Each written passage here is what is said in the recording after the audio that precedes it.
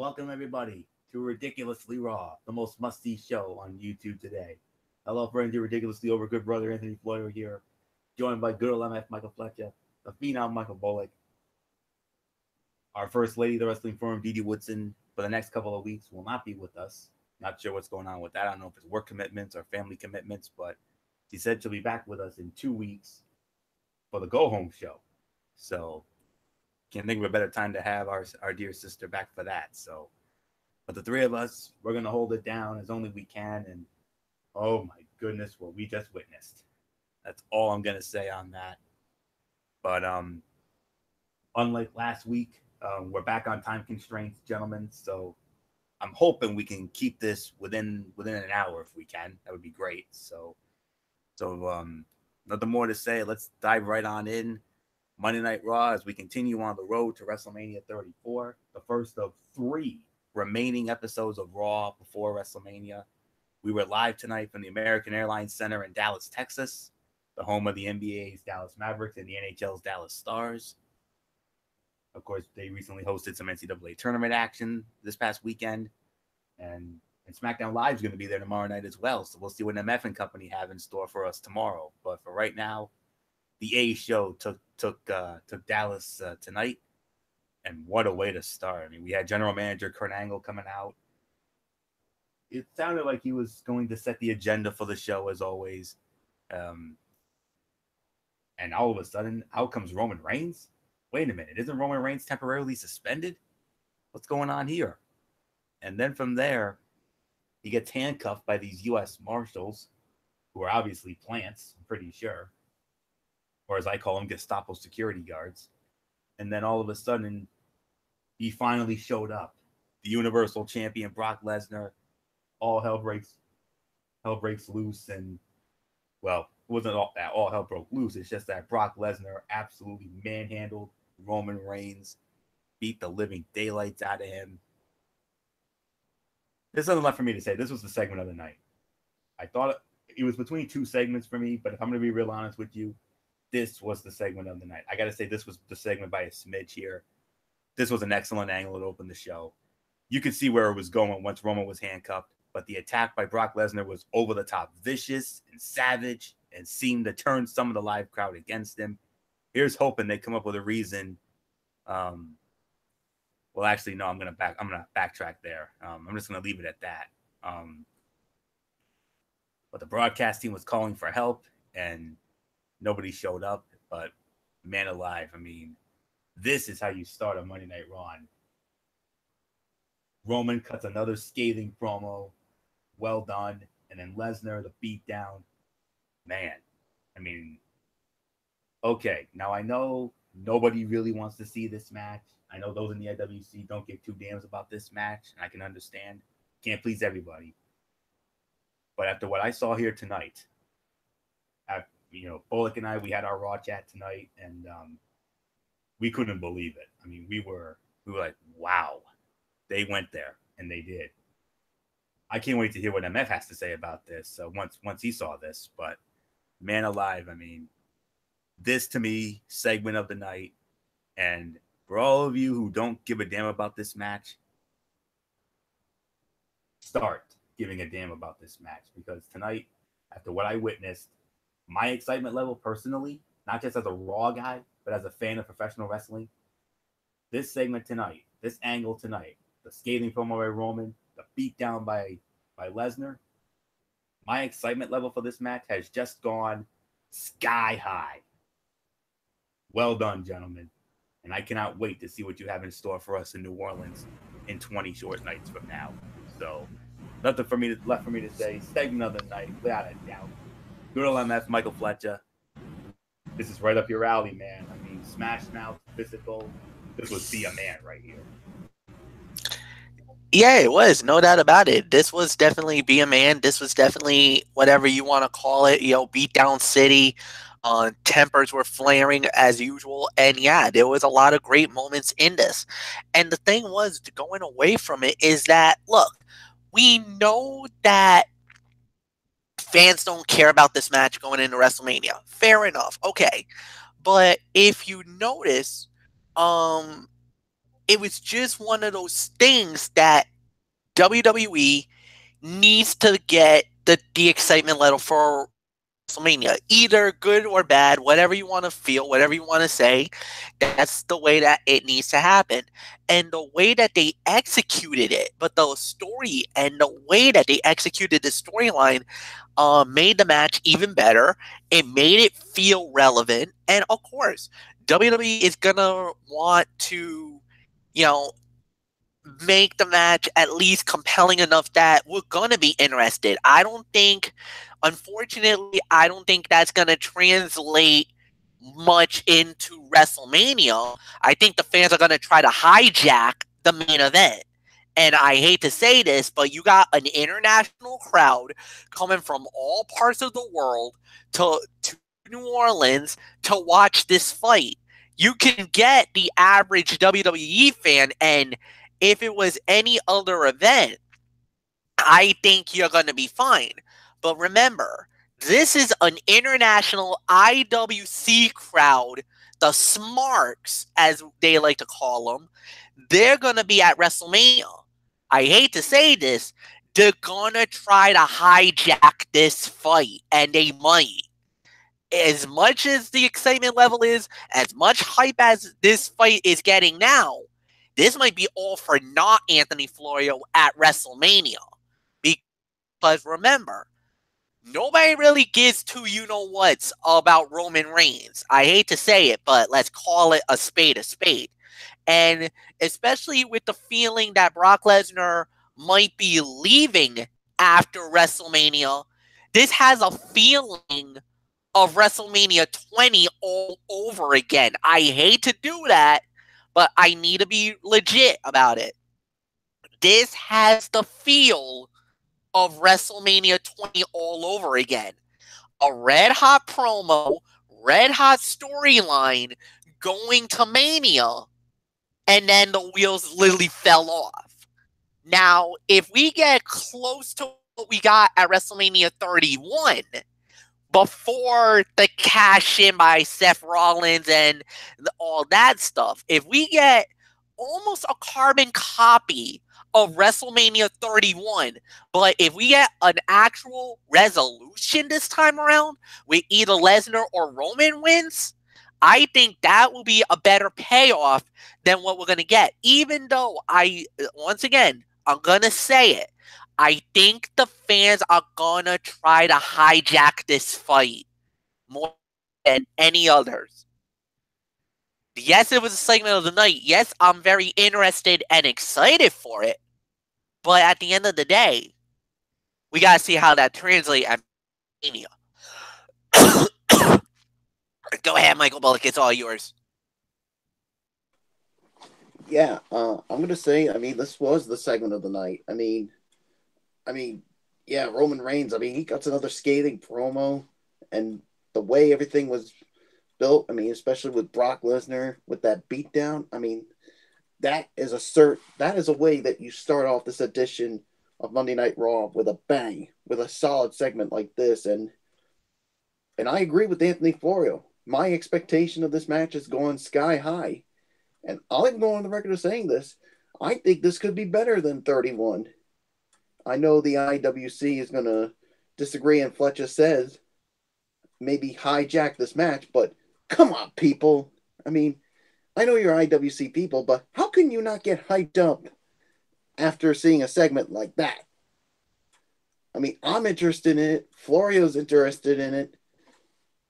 I know the IWC doesn't give two you-know-whats about it, and they're going to hijack it, but if they try to do that, then, well, I'll just say it, and I know I'm probably going to get heat from the IWC, but if this doesn't get you hyped up, and if you actually don't even care about it, then you know what? To you guys, then just leave the freaking stadium, for goodness sakes, if you don't give two craps about it. Or better than that, don't even come to WrestleMania if you're going to not even bother watching this match. So I'm interested in it. I'm actually really looking forward to it. So if you want to send the hate mail, IWC, Go right ahead. I don't give a damn. It's my opinion, my story, and I'm sticking to it. So, and if you don't like it, you can kiss my ass. Go, Florio. Oh boy, I don't know how to follow that, but I'm gonna do my best. And that's not the first time you're going to hear me call someone out, if you know what I mean, Florio, later on. Yeah, I know what you mean. One of the big matches of the night kicked off the in-ring action. Non-title match, Raw Women's Champion Alexa Bliss squaring off against Asuka. Winner of the match in between 12 minutes to 12 minutes and 5 seconds via a countout. Asuka. Alexa got the snot beat out of her, and Mickey grabbed her belt, and Alexa took their ball, and they went home. So Asuka gets the win here, but wait, there's more. Nia Jax shows up, and Nia Jax basically goes all Braun Strowman and goes after Alexa. Did you see? Did you see that gal run? Did you see Nia Jax running after Alexa, just like we've seen Braun Strowman do at times? Man alive! I mean, that gal can run. Let me tell you, she went right after Alexa Bliss, and Alexa got away. But then she went into Kurt Angle's office and demanded Kurt do something about it. And Kurt did something about it, all right. He berated Alexa Bliss, calling her a bully, which she is. And then from there, he made it official. At WrestleMania 34, Alexa Bliss finally had the dance partner for the Raw Women's Championship. We thought all along it was going to be Asuka. No, Asuka's going after Charlotte in the SmackDown Women's Championship. Alexa will defend the Raw Women's Championship against none other than the unstoppable force, Nia Jax. MF, what do you make of all this? Oh boy. Oh boy. Alexa. You hear that ticking of the clock? Midnight's about to hit, love. And it's going to hit on Sunday night, April 8th, in New Orleans. I hate to say this, guys, but, well, now that Dee is gone, I guess I can get away with it, and I will get away with it for the next couple of weeks. The Goddess is going to lose her belt. We're about to have a new champion. You poked the bear, and you ticked off the wrong female. You went after you tried to manipulate the situation like you always do, and this time you're gone too far. And Kurt Angle called you out on it. I would have to call you out on it. Everybody's calling you out on it. And I hate to say it, but you brought this upon yourself. You did this to yourself. And now, at WrestleMania, an irresistible force, which is Alexa Bliss, goes and meets the immovable object and an unstoppable bulldozer named Nia Jax. And I'm going to tell you guys, I'm calling this right here, right now, and you could put me on the spot at 11:30 Eastern Time on Monday night, March 19th, 2018. Nia Jax is the next WWE Raw Women's Champion on April 8th in New Orleans at the Mercedes-Benz Superdome. Anthony, I know you want it. I'm going to say it. History will be made. Nia Jax is the next women's champion of Monday Night Raw. And God have mercy on the souls of all the Raw women who's going to have to deal with Nia Jax as champion. There's really nothing more to say. I'm just going to leave it just at that. I can't. I gotta call NA because of the count out. I don't like count out finishes. I think that's kind of unnecessary.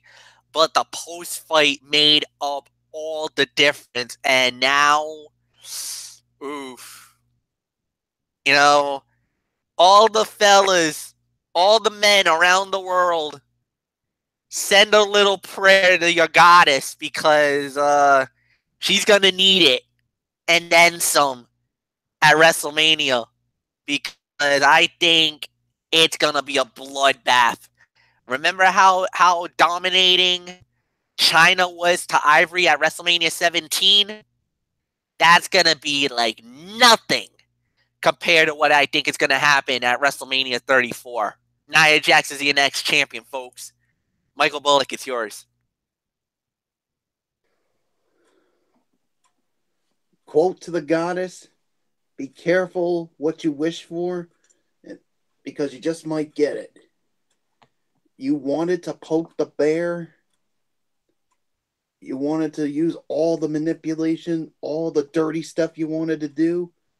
Well, guess what, Miss Goddess? It's gonna come back to bite your ass, because the last person you want to poke is Nia Jax.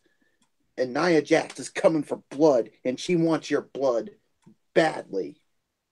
So at WrestleMania, she's going to get that. And she's also getting your Raw Women's Championship. I'm calling it right now as well. As far as the match goes, I know Fletcher gave this an NA, but I'm going to give it 3 stars for the effort. I mean, the action was good for what it was, leading to the countout. And if we had ourselves a clean finish here, I would have given this 3.5. But because of the countout, I can only give it 3. So I know Fletch is probably going to disagree with me on it, but hey, be that as it may. But nothing more to say. Flory, what's yours? I'm right there with you, Bullock. I mean, we enjoyed this match. We had a lot of fun during this match for the most part. And 2.5 to 3 stars is my rating for this.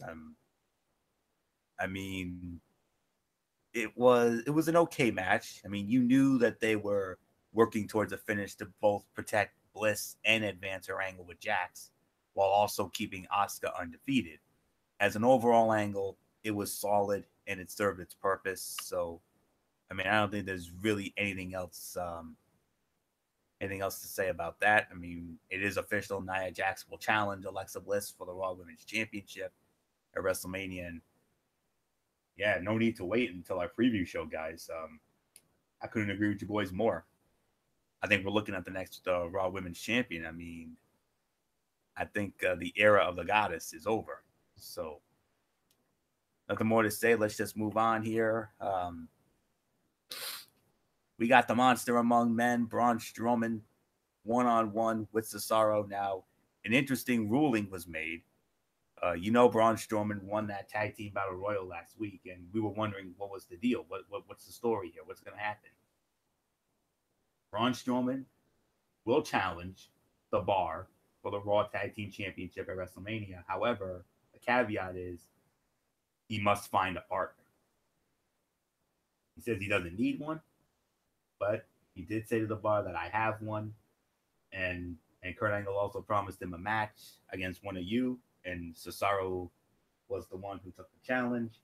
And when all was said and done, the winner of the match in 8 minutes and 45 seconds, the monster among men, Braun Strowman. Bullock, our guy, did it again. Our man, Braun Strowman, and he's now on his way. Only question now is, who's his partner going to be at Mania against the Bar for the tag titles? Well, Florio, you and I talked about it during our chat, but I think I'll let you alleviate more on that. Who could be Braun Strowman's partner at WrestleMania? So I'll just leave it at that. So, but as far as the match goes, I'm gonna give it about 1 3/4 to 2 stars. I mean, it was okay for what it was, but it was just a little too short for my liking. So, yeah. So there's really nothing more for me to say. So I'm just gonna give it to you, Florio. I'm actually going to give it 2.5 stars, Bullock. Perfectly solid match to build towards the Mania tag match. And yeah, we talked about it during our Raw chat tonight.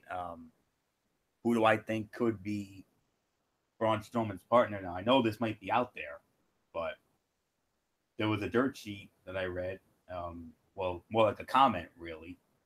Um, well, actually, I think it was during one of the pay per view previews I read, and this choice may be far out there as far as who I think Strowman's partner could be, but I think it's going to be someone from NXT, someone who I think has a little bit of a resemblance to Braun Strowman, a young man by the name of Lars Sullivan. I think Lars Sullivan is going to be Braun Strowman's partner at WrestleMania. I know I might be far fetched on that, but who knows who it could be? It could be Sullivan. Then again, it could be somebody we never even thought of. But I got a feeling we're not going to know until the night of WrestleMania. That's just how I feel. So I'm going to give it a solid 2.5 for the effort. So nothing more to say. MF, Strowman needs a partner to go against the Bar for the tag team title if he's eligible. And the thing is that Lars Sullivan call, Anthony, not as far fetched as you think. I kind of feel like that would be a good selection for him, and that would be a good partner to have in that title fight, and no doubt about it. So no, that's a good call.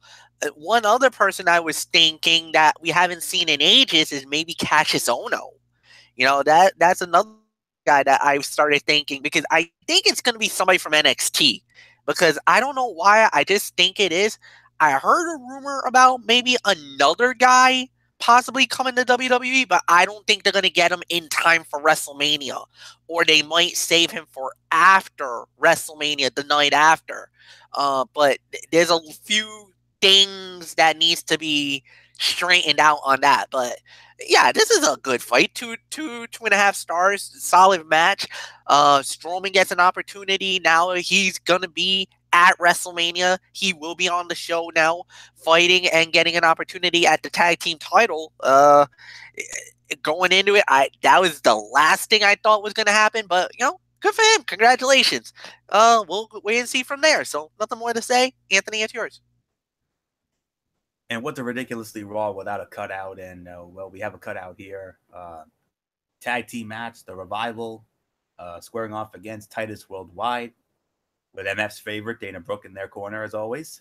And sorry, MF, no joy in Mudville. We don't get to see your beautiful Dana smile tonight because say yeah, the Revival. They get it done. 3 minutes and 10 seconds. Shatter Machine. Of course, it's an NA to a dud, obviously. But after the match, my favorite interviewer, Charlie Caruso, how you doing? She came in there and interviewed the Revival, and well, we have our first 2 announced participants in the 5th annual. Is it the 5th? Yeah, 5th annual Andre the Giant Memorial Battle Royal. Both members of the Revival, Scott Dawson and Dash Wilder, will enter the Andre the Giant Memorial Battle Royal. So there were some rumors saying that they weren't going to do it. Well, they're going to do it. So rumors of the Andre the Giant Memorial Battle Royal, of that particular bout's demise, greatly exaggerated. So really nothing more to say on that. So Hall of Fame time, gentlemen. And what a choice going into the Hall of Fame. The newest member of the Hall of Fame class of 2018. The world's strongest man. The caretaker of the Hall of Pain. The one and the only Mark Henry. Yes, Mark Henry is going to the Hall of Fame because that's what he do. And you know the story. Championships in powerlifting and weightlifting. Strongest teenager, and of course, 1992 Summer Games. He was in that. Won a gold, silver, and bronze medal in the Pan American Games. First place in the North American, Central America, Caribbean Islands Championships. National Weightlifting Championship. Of course, 1996, you know the story about that. Um, Arnold Classic, the winner of the 2002 Arnold Strongman Classic, inducted into the International Sports Hall of Fame in 2012. And of course, in professional wrestling, PWI, Most Improved Wrestler of 2011, number 9 of the top 500 singles wrestlers in the PWI 500 in 2012. Wow, not bad at all. And also was ranked number 472 out of the 500 greatest in the PWI years in 2003. And in the WWE, a one-time ECW champion, one-time World Heavyweight Champion when he knocked off Randy Orton at the Night of Champions in 2011, a one-time WWF European Champion, three-time Slammy Award winner, the Holy Bleep Move of the Year when he and Big Show broke the ring at Vengeance 2011, Feat of Strength of the Year when he pulled 2 trucks with his bare hands in 2013, a participant in the Match of the Year in 2014, that traditional Survivor Series match with Team Cena and Team Authority, and now going into the WWE Hall of Fame class of 2018. A well-deserved honor. I mean, the world's strongest man. I mean, you remember he made his on-screen debut at SummerSlam in 1996 when he sat in on commentary with Vince McMahon, Jim Ross, and Mr. Perfect during that god-awful match with Jerry the King Lawler and Jake the Snake Roberts. And then made his in-ring debut the following month at one of MF's all-time personal favorite pay-per-views, the In Your House Mind Games in Philadelphia. Come on, MF. I know how much you love that event. I know that was one of my personal favorites. One that I hold very near and dear to my heart. Yeah, and I know one that you have in your archives, obviously. Actually, don't have it anymore. Basically, because that tape broke on me a few years ago. I was very disappointed. Very disappointed. But hey, at least you got the WWE Network now, and you can relive it anytime you want. So that's true. That's true. So you got it right there. So technically, you still have it, as we all do. So for all of us subscribers to the network, but he made his in-ring debut on that night in Philadelphia when he went up against Jerry the King Lawler and he beat him, and then of course we all remember he joined the Nation of Domination. Of course, one of my all-time favorites, the sexual chocolate gimmick, especially that epic theme song with that hey. Oh, I always get goosebumps when I heard that. And the funny haha stuff he used to have with China and all the women in the WWE at the time. And of course, the infamous angle with Mae Young. We're not even gonna dignify that, but just to name a few of the things. But man, oh man, the Hall of Pain, that's really where he broke out. And then finally, winning the ECW championship at the Night of Champions in 2008. Then 2011, winning the coveted World Heavyweight Championship from MF's boy, Randy Orton. When Bullock and I were watching that video package, we were like, oh, MF. I know that's a memory MF wants to forget, but at the same time, we were all happy for him. So, but nonetheless, he was an ambassador outside in the company as well, and just an all-around wonderful guy. I mean, a great veteran. And before I give it to MF, a good friend of ours on Facebook, her name is Elizabeth Decker, and Elizabeth Decker. Well, here's the thing. I reported Mark Henry's Hall of Fame induction on Facebook this afternoon during my lunch break at work, and Elizabeth Decker actually shared a testimony with me. She said that he got his autograph 5 or 6 years ago. Some fan was giving him crap about wanting an autograph and heckling him. Well, Mark Henry flipped it and got crunk on him, scared the living crap out of me, and then he got to me and said, "Hey, sweetheart, you want my autograph?" I was stunned for 5 seconds and then said, "Yes, sir, please." She went on to call it one of the best wrestling experiences she ever had. That's a testament to how Mark Henry has impacted lives. So, on behalf of all of us here at the Wrestling Forum and Ridiculously Raw, Real Smack Talk, what have you, congratulations, Mark Henry. Well deserved. One of the most deserving inductees that I can remember. So, MF, you heard the testimony from Decker. I mean, the Hall of Pain. is now going to be going into the Hall of Fame, Mark Henry, because that's what he do. And not only that, but they just got one hell of a bodyguard to protect the gates of the Hall of Fame. I mean, holy cow, what a night!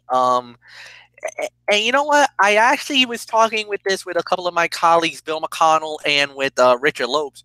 And Richard Lopes actually was like, don't you think that maybe it's a little too soon for Mark Henry to go win? And I kind of looked at him like, what do you mean? Like, I don't get. And they're like, don't you have to wait a little bit of a while? I'm like, well, no, not necessarily, because, and he was like, but he hasn't officially really declared that he has retired from WWE, which, okay, maybe that is true.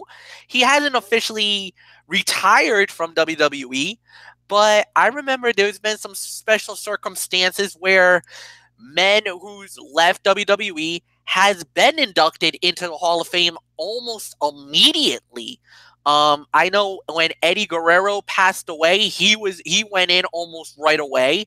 When Edge got forced out of WWE, if you remember, I think it was the very next year he was inducted into the WWE Hall of Fame. So there are instances, it doesn't matter if you're active or not, that if you have done yeoman's work and done an unbelievable job, that they want to recognize you for your contributions in the company. And Mark Henry is one of those guys. And a lot of people feel like Henry could have had an even bigger career in WWE if it wasn't for injuries. A lot of injuries really derailed Mark Henry and his runs in WWE. But for what it's worth, and like you said, at first he started out as a comedy gimmick, you know, especially with Mae Young and all that, you know, Huggabaloo, the sexual chocolate, everybody else. And yes, Anthony, the thing with China and, you know, all that stuff. It was all comedy gimmick. It was comedy driven at the beginning. But when he got into that, you know, that's what I do, the Hall of Pain, and that type of attitude where, you know, like the song said, somebody's gonna get their ass kicked, somebody's gonna get the wig split. That's what he did. He beat him up. He broke some necks. He tortured you and did it his way. And actually, in that PWI, when he ended up at number 9 of the 500 for the PWI years, in that year, that was because he was at the height of his run. That was when he basically became that monster, that badass heel that we did not like him, but man, he brought it to the ring every time, and he got rewarded for that success by becoming the world heavyweight champion. Yes, it's a little bit of a dagger to the heart because it was to my guy Randy Orton, but hey, whatever it is, it is. And unfortunately, he should have had a bigger run than he did. He only was a 2-month champion. That was kind of a cup of coffee for him, and he never got back to the promised land again. Unfortunately, he got the ECW title, was a very good champion at that. With everything that he did was good, but as far as Hall of Fame worthiness, the reason why he got in, and I'm gonna be really more than honest on this, it's not because of the WWE work that he did, but you have to include everything that he did from the bodybuilding to the Olympics. And plus on top of that, because he wrestled for so many years, because he went from 1996 to practically 2018, that is an unbelievable. That's an incredible run of professional wrestling to do what he's done.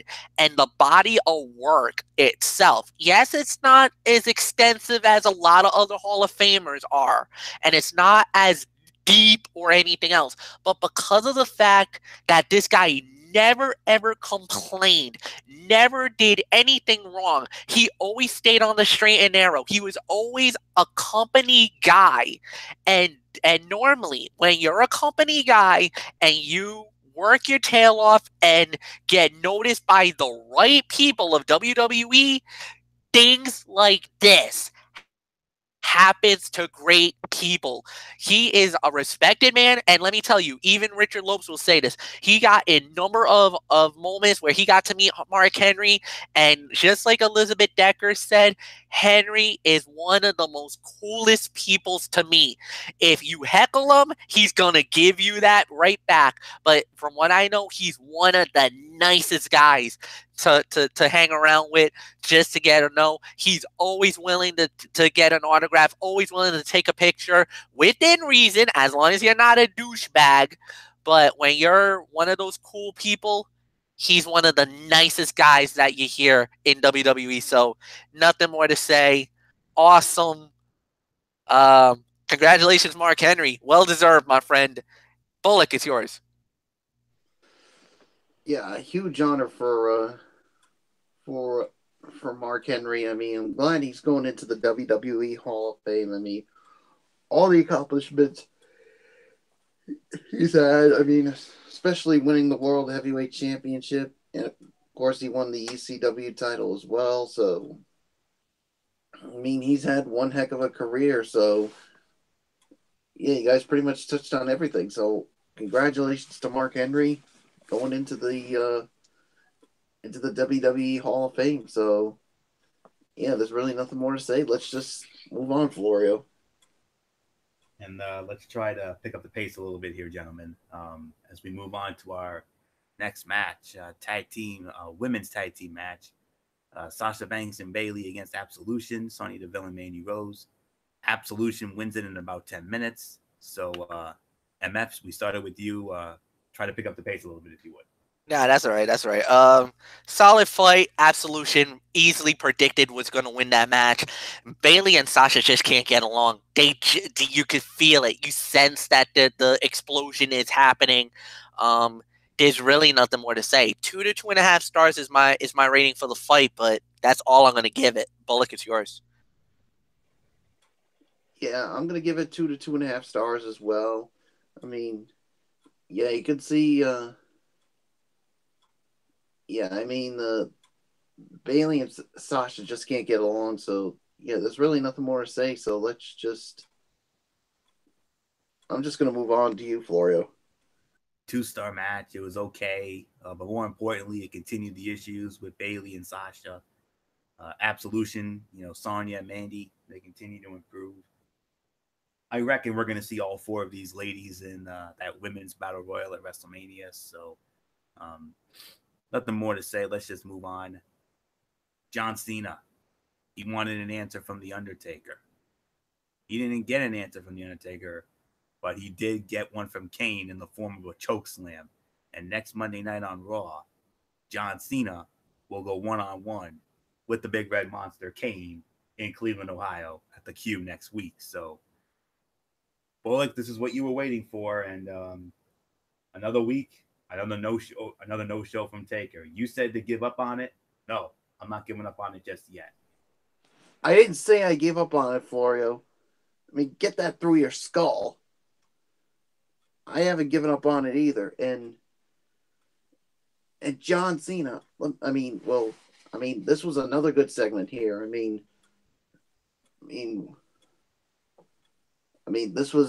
John Cena, continuing to call out The Undertaker. And you know what? He said something that really drew the ire of me. He had the audacity to call my man, The Undertaker, a coward. Really, John Cena? Really? The Undertaker will give you an answer when he wants to, on his terms. And for you to have the audacity to call The Undertaker a coward, Cena, you just made the biggest mistake of your life. And when The Undertaker does accept your challenge, and he will accept your challenge, my friend, you are going to be the one finding yourself buried 6 feet under in a graveyard in Death Valley, because the Undertaker will have his shovel and he'll bury your ass 6 feet under for you having the nerve to call the Undertaker a coward. And the Undertaker has been ruling WWE for much longer than you have. So if I were you, Cena, I'd watch that mouth of yours right now.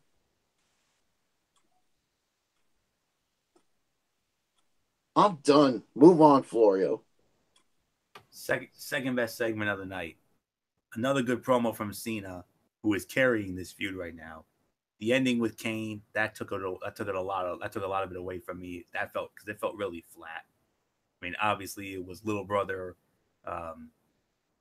getting retribution for big brother after those scathing remarks by Cena. And judging by the crowd reaction, it's going to be a massive pop. It's going to be huge when Taker finally accepts. I mean, this was a good segment. Cena was over the top of this promo to start with, but he hit on the key points that I know we'll be hearing repeatedly in the video packages for the next few weeks. But nonetheless, I would have given this segment of the night because of Cena's fire and intensity as always. But Kane coming out and, doing what he did, that ruined it for me. So that's why I can give the second best segment of the night. The opening segment was better. That's why. So, all right, I'm happy your quick thoughts on this. Train wreck when Kane showed up. Basically, okay, I get it. I understand why they did it. You didn't need to do that. You didn't need Kane there. Not at that point. I could have done with the backstage segment more than anything else. Just let Cena talk and everything else. I understand why he ripped on Undertaker. He's just trying to poke Taker out. That's what he did. And yeah, I know Cena might have gone a little too far calling Taker a coward. Kind of, I mean, Taker's heard that before. Come on. There's been a few guys who's talked about Taker, the one time a year thing and everything else. Why don't you do more than just one time a year? I mean, come on, Taker's heard that. Cena, you got to go with the jugular. You got to go with something that's going to bring Taker out. You didn't do it that time. Nice intensity, nice fire. I actually don't mind the coward shot, but that kind of was a little bit of an eye roll for me more than anything else. So, Florio, let's move. And we move on to a 6-man tag team matchup. The Miz Taraj and The Miz squaring off against the Balor Club. Winner of the match in about 10.5 minutes. It's the Balor Club. And I got to say, for me, by default, this was the fight of the night. But then again, actually, no, I'm going to call this second best fight of the night. I'm going to give this between 2 3/4 to 3 stars. I mean, pretty good tag match with Balor picking up another win and continuing his momentum. And the post-match segment also played into the build to the Mania triple threat with Balor, Rollins, and Miz. And yeah, so that's pretty much all I can say on that. But before the match, Miz cut a promo and he referred to Balor and Rollins by their real past names. He actually botched when he called Prince Devitt. He called him Prince Nevitt, but he did get Tyler Black right. MF knows all about that. He could tell you stories for days because I know he's covered both Balor and Rollins from their independent days. So that's one other thing I had to get off my chest. But other than that, second best fight of the night, about 2 3/4 stars or so. So nothing more to say. So MF, your quick thoughts about this 6-man Balor Club and Mr. Rock. Solid fight, yeah. Second best fight of the night for me. 3 stars. Yes, I did hear about the Prince Devitt and Tyler Black, and yeah, when I heard that on from the Miz, I almost wanted it to rip his head off. To rip on him. Tyler Black was one of the big names that they had back in Ring of Honor days, and Prince Devitt was, well, he wasn't really big in Ring of Honor, but he made a huge name for himself in New Japan Pro Wrestling. Former multi-time IWGP Junior Heavyweight Champion. there's really nothing more to say about that. So we could, like you say, I could go on for days, and I'm not going to waste too much more time for Florio's sake. So 3 stars, fight, second best fight of the night. Bullet, go. Yeah, 3 stars is for me on the match. Yeah, the segment, I mean, The Miz, I mean, going on another one of his pissy tirade. As soon as he mentioned about Prince Devitt and I mean, I was like, he did not just say that, and I wanted to jump into that TV set and rip the head off of The Miz. And as a matter of fact, I'm getting sick and tired of him going on his pissy tirade about how he's not getting the respect. I mean, first of all, Miz, you haven't made that Intercontinental Championship prestige. You haven't done anything to make it prestige ever since you won it. So for you to say you're the greatest Intercontinental Champion of all time is an absolute joke. And you don't deserve the respect. If you brought prestige back to the title, then you would have the respect. But until then, I'm not giving you one damn bit of respect. And if you don't like it, then you can kiss my freaking ass. And I'm gonna go as far as to call you the worst Intercontinental Champion of all time. You don't like it? Tough, done, finished. Florio, I'm done with this piece of garbage. That's what happened during our Raw chat tonight as well. So, nothing more to say here. Except, gentlemen, it's time. What we've all been waiting for. The ultimate deletion. Woken Matt Hardy, Bray Wyatt. Winner of the match, I believe it was in about 13 and a half minutes. The Woken One, Matt Hardy. The Hardy Compound. Queen Rebecca, King Maxwell, Lord Wolfgang, Senor Benjamin, Vanguard One, and the newest member, George Washington the Giraffe, who fed on that delicacy known as carrots. Matt Hardy said, hey, you love carrots as much as I love green beans. Yes. But nonetheless, the Woken One wins it. 13 and a half minutes for the ultimate deletion. MF, it's only fitting we started with you here. They brought Jeremy Borash in for this. How'd they do? I think they did as good as they could have done. It's nowhere near the epicness that TNA did back in the day. However, this was a very good match. And on top of that, I loved the way that they brought it all together. You saw it all, the entire layout, from the Domo deletion. And that was a little bit of a nod to the total nonstop deletion from TNA. And then we saw the entire layout, to the gravestone area. I thought that was well done. The moment where Vanguard One shot the pyrotechnics at Bray Wyatt, as it looked like it was gonna be game over for Hardy early in that fight, to the fact that they also implemented, it just felt like a Hardy style fight. It was beautifully done. It was incredible. Like I said, it was a nice nod to all those fans that remembers Broken Matt Hardy and the day of back in the day when they did from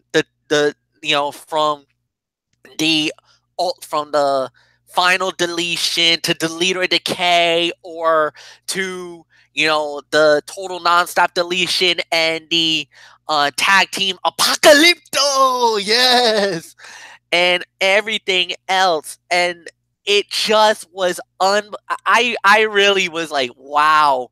And to have WWE production there, and we were always like, man, what would WWE do if they had the right to do it?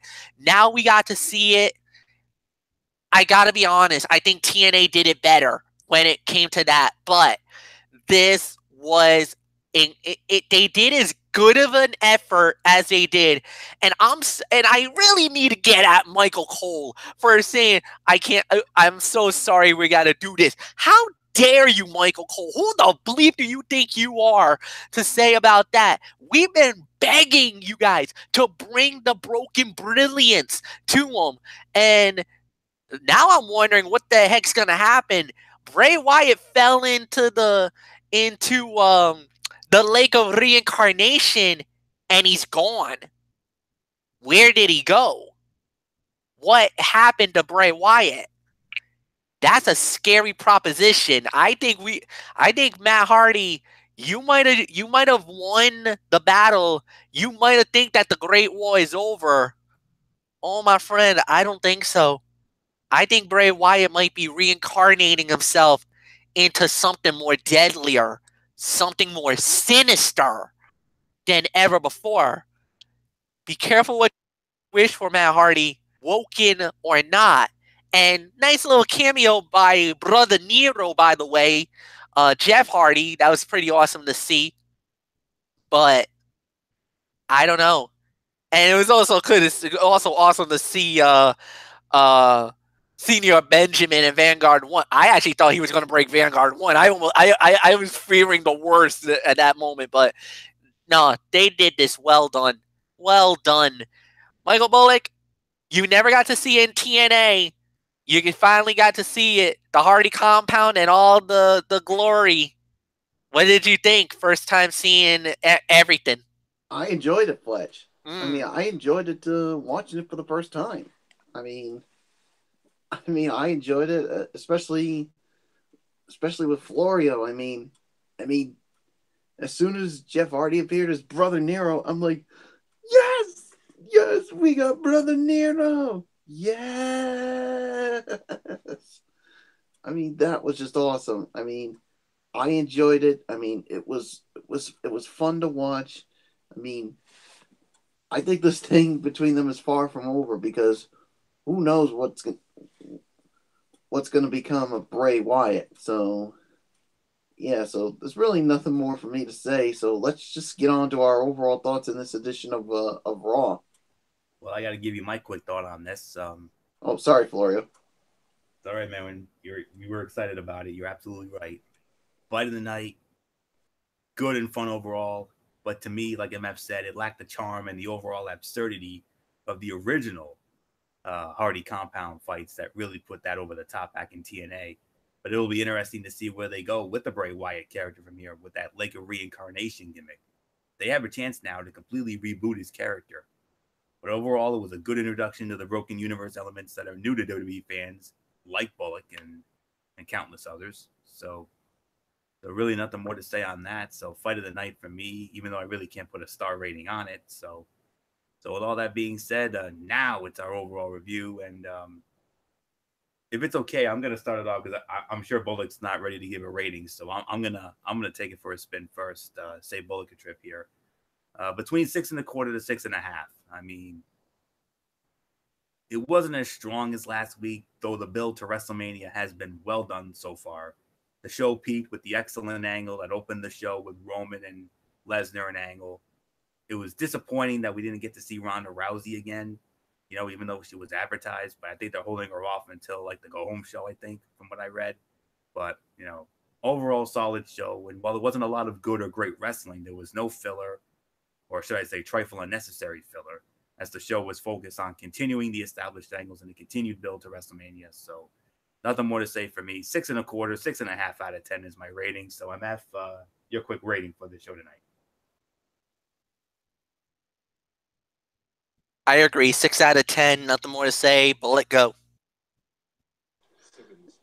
Yeah, 6 out of 10 for me as well. So let's just move right along to your Tony's take. Yes, indeed. Tony's take time, and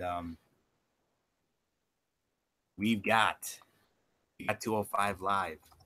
205 Live, as we are now approaching the home stretch, gentlemen. The semifinals of the Cruiserweight Championship Tournament. However, we didn't get them both on this show. We only got one.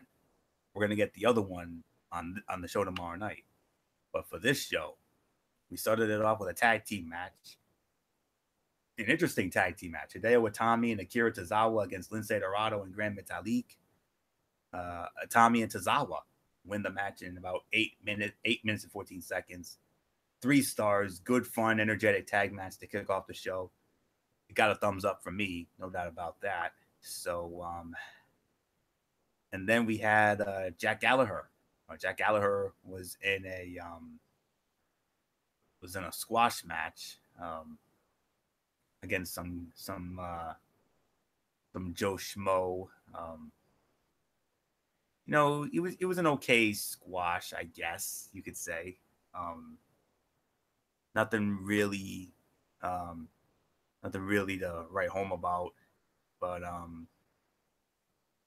yeah, I thought it was fine for what it was, and then from there, of course, the semifinal. Well, he went up against the gentleman's name was Murphy Myers, by the way, for anybody scoring at home. It was about 2 minutes and 38 seconds. Like I said, no rating to a dud. Good squash, almost Finley-like, further establishing the new, more serious Gallagher.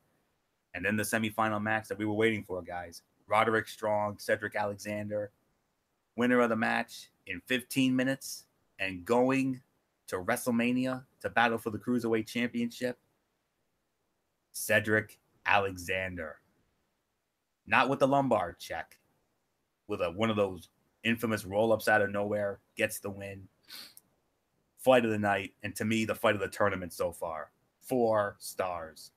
Absolutely great tournament match and a great TV main event. Well-executed back-and-forth match between 2 guys that were evenly matched, and they worked rather effortlessly with each other. They worked with a great sense of urgency, both showing desperation and giving everything for their chance at the title and a match at WrestleMania, while also showing great emotion. They got the crowd into it by the end, which has been a struggle for these guys.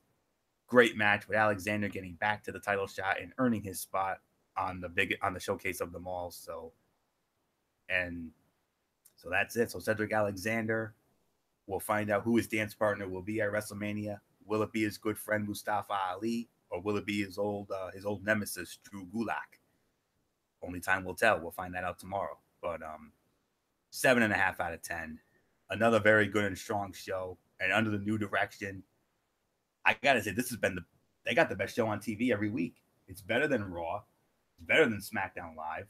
I can say right now it's even better than NXT right now, because we had a good opener, a good squash to reestablish the new Jack Gallagher, and an incredible main event with Roderick Strong and Cedric Alexander. And the show was once again under an hour. Easily worth your time. Gentlemen, if you haven't seen it yet, MF and Bullock, I strongly recommend you see that Alexander and Strong match. That thing was, man, that was awesome. So tomorrow night, we're gonna have Mustafa Ali against Drew Gulak, and the winner of that match will square off against Cedric Alexander for the vacant Cruiserweight Championship at WrestleMania. So on to Impact Wrestling, and I'll tell you right now, this is not going to be as positive as the other one was, but let's see. Sami Callihan against Falaba. Callihan wins the match in 6 minutes and 2 seconds. 2.5 star match. Perfectly solid opener, giving Sami a win to give him some momentum. Austin Aries cuts a promo, interrupted by Alberto El Patron. So fine segment for what that was. And then Jimmy Jacobs and Kongo Kong tried to call out Abyss. We got a big surprise. MF, you know this guy, the Sinister Minister. We saw him. He's back. Jim Mitchell. Whoa. Are you kidding me? Whoa. He is still awesome. If you didn't see the early days of TNA, James Mitchell, the manager of Abyss, or as MF best knows him, the Sinister Minister. Oh. It's like he never left. I mean, that was easily the best promo on Impact in forever and a day. The man's in another league, and he took a few that I honestly gave no craps about, and he made me interested. Unbelievable. Far and away the best thing on the show. Taya Valkyrie against Rosemary. Fight ended in a double count out, 7 minutes, 25 seconds. Solid 3 stars, good back and forth bout with a great sense of urgency and aggression. Also smartly played to kick off their new feud without giving away a winner. I could probably say fight of the night on this one. And Matt Sydal, he revealed his spiritual advisor. It turned out to be Josh Matthews. Okay. Hey, if it gets Matthews out of the broadcast booth, I'm all for it, because I believed he would be a much better heel manager. Okay segment. And then finally, the return of Feast or Fired. Moose, EC3, Petey Williams, and Eli Drake got the cases. 17 minutes and 50 seconds. 2.5 stars. It was a very typical and solid battle royal with the fun closing stretch involving Eli Drake. And that's it. So after that great Crossroads show, major step down. This was only a 6 out of 10. Coming off that great Crossroads show, it was a rock solid show that, while light on wrestling, set the stage for next week and started the initial build for the April 22nd pay-per-view. And yes, it will be on pay-per-view April 22nd. I believe it's called Redemption. I'll have more on that in the weeks to come. But it was a fine first step, and we'll see how they go from here. Highlights of the show: Taya Valkyrie, Rosemary, and the return of the Sinister Minister, Jim Mitchell. Man alive, I was not expecting that. That was freaking awesome. What a surprise. So, nothing more to say. 6 out of 10. That's as far as I can go. So, quick spoilers for, quick match listings and segments for this show. Promo segment, Alberto El Patron. He calls out Austin Aries. Don't worry, you know where that's going. Ali defends the Knockouts title against Sienna. First title defense against former champion Sienna. Matt Sydal with Josh Matthews in his corner against Rohit Raju. The revealing of the Feast or Fire briefcases. I'll leave it at that. And main event, Kongo Kong and Abyss, Monsters Ball. Whoa. So that's it. So, all right, Ridiculously Raw is in the books for this week. And by the way, Impact Wrestling Thursday night at 8 on Pop Television. Check your local listings for time and channel in your area. So now we're at the end of Ridiculously Raw. I want to thank you all so very much for tuning in. MF, let's have a quick setting up the table for Cerebral Smack Talk tomorrow. Tomorrow night at 10:30 Eastern is Cerebral Smack Talk. We started off with SmackDown Live as always. There will be a Mikey's Mindset. I'm still working on some details of what I'm going to add, but you will get a Mikey's Mindset this time around. 10:30 Eastern tomorrow night. Have a good night, everybody. So, hugs and hand pounds. I'm out. Have a good night. Anthony, just move on. Yeah, and we're going to move on to Friday night. We got Strictly Sports, and we have a docket. Derek releasing the docket a short time ago. So bear with me for a minute as I pull it up. Okay, Friday night, we're going to discuss the big NFL free agency moves. There's been a lot of them. MF, you've been wanting to talk about these free agency moves. Well, you're going to finally get your chance on Friday night.